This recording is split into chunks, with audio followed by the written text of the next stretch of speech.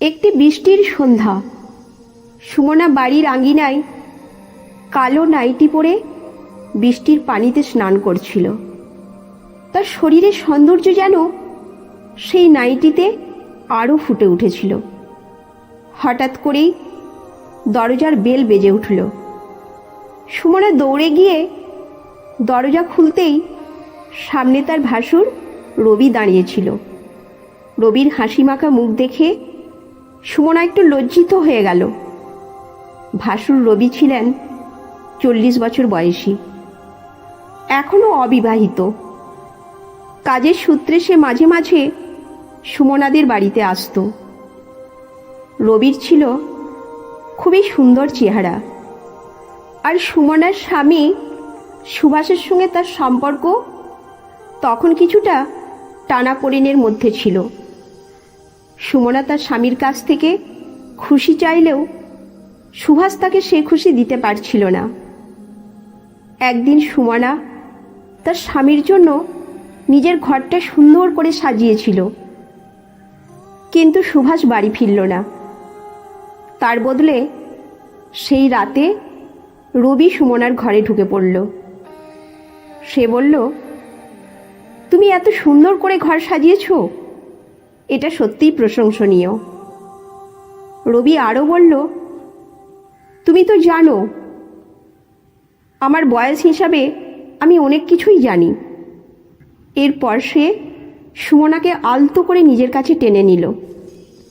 সেই রাতটি ছিল অত্যন্ত রোমাঞ্চকর। তারা একে অপরকে গভীরভাবে ভালোবাসার চেষ্টা করেছিল, রোমান্টিক মুহূর্তে পূর্ণ হয়ে। একদিন সুমনা যখন বাড়ির দরজা খুলল, তার সামনে তার স্বামী না, বরং তার ভাসুর রবি দাঁড়িয়েছিল। সুমনা লজ্জায় লাল হয়ে গেল। সে ভেবেছিল দরজায় তার স্বামী থাকবে, কিন্তু রবি তাকে অন্যরকম দৃষ্টিতে দেখছিল। সুমনা তার ঘরের দিকে যেতে চেয়েছিল, কিন্তু রবি তার হাত ধরে বলল, বৌরানী, কোথায় যাচ্ছ? আমি কিছুই দিতে চাই না। সুমনা বলল, ভাসুর, আপনি বসুন, আমি জলদি আসছি। সে তার ঘরে গিয়ে শাড়ি পরে বাইরে এলো। সুমনা রবিকে চা এবং পানি দিল, কিন্তু রবি তাকে খারাপ দৃষ্টিতে দেখছিল। রবি বলল, বৌরানী, আজ কি বিশেষ কিছু দিন? সুমনা বলল, কিছুই না ভাইয়া।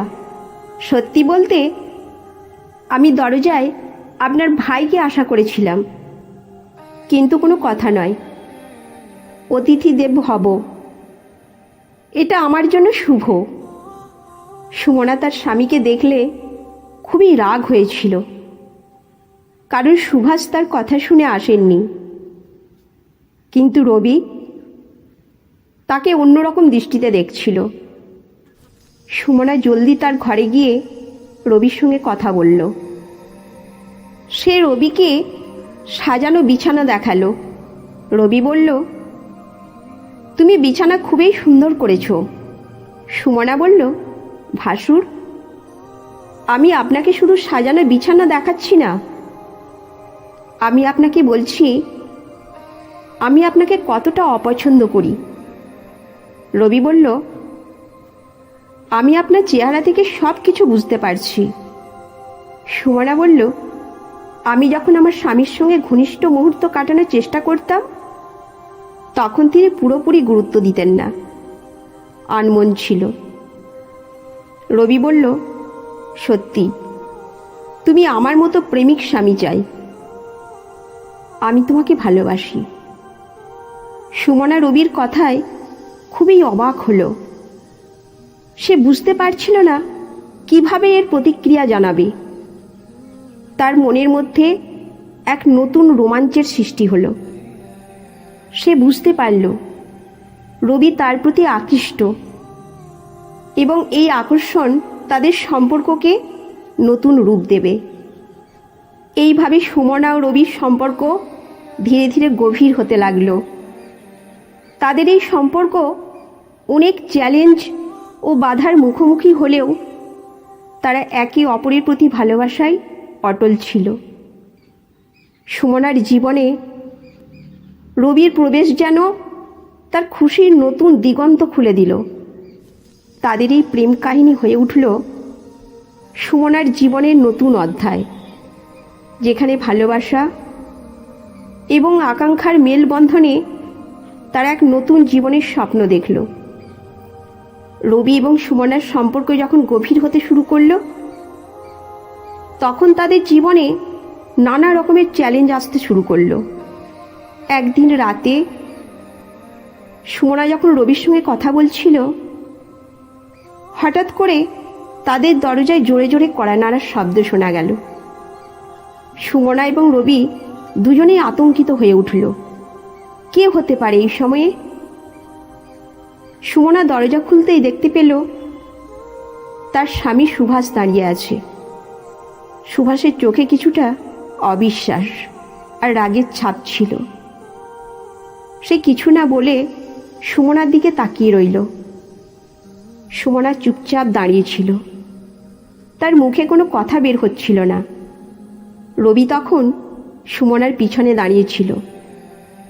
তার মনের মধ্যে অনেক প্রশ্ন আর উদ্বেগ ছিল।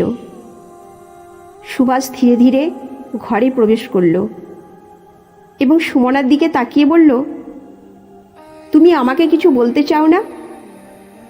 সুমনা নিজেকে সামলিয়ে বলল, কিছু না। তুমি এত রাতে এসেছো কেন? সুভাষ বলল, আমি কাজের চাপের কারণে অনেক দিন ধরে বাড়ি আসতে পারিনি, কিন্তু আজ অফিস থেকে খবর পেলাম যে তুমি আর রবি একসঙ্গে বেশিরভাগ সময় কাটাচ্ছ। সুমনা বুঝতে পারল যে তাদের সম্পর্কের কথা সুভাষ জানে না, কিন্তু সন্দেহ করছে।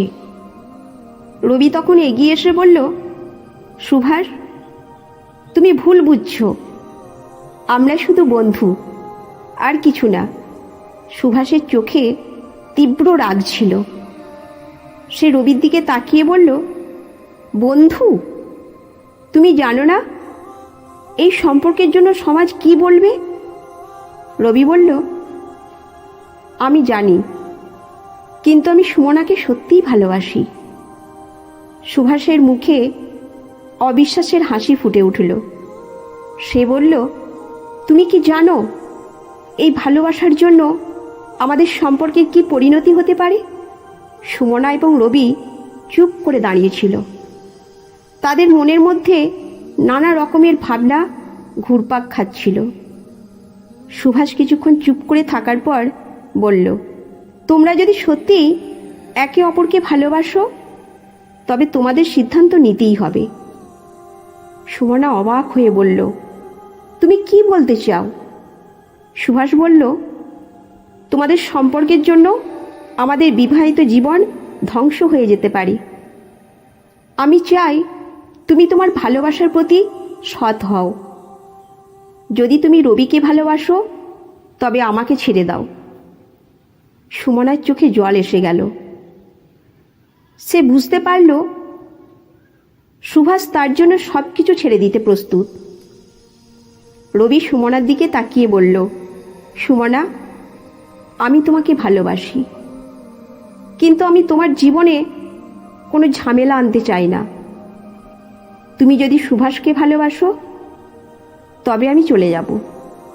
সুমনা দুজনের কথায় বিভ্রান্ত হয়ে গেল। সে বুঝতে পারছিল না কোন পথে যাবে। তার মনের মধ্যে ছিল এক গভীর টানাপোড়েন। সে কি করবে, কিভাবে করবে?